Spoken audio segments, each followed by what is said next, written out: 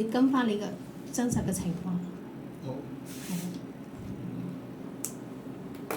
好，做到冇嘢，冇嘢啦，我就睇一睇你個 Inception report。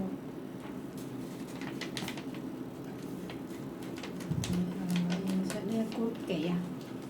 第13啊，好似係。13。嚇！哦，係你呢一組啊，係咪？13係咪呢個啊？咦？你 David 唔係喎，唔係喎，唔唔係唔係唔呢個係，唔係噏錯咗啊！哦，你唔好意思啊。我哋係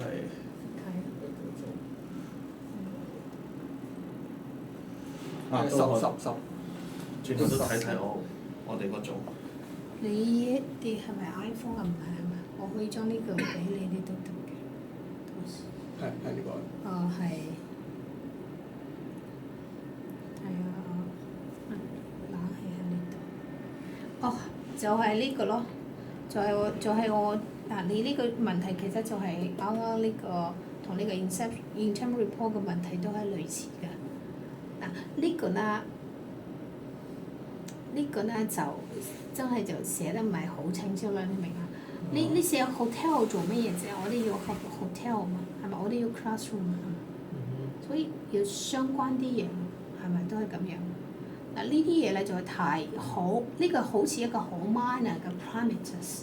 嗱，呢個數係用嚟做乜嘢嘅？係用你嘅 jet figure 係幫你估 cooling load 嘅係嘛？但其實呢個中間呢啲數其實唔重要，最重要係睇翻你呢個 total 嘅 cooling load 係幾多，反而重要啲咯。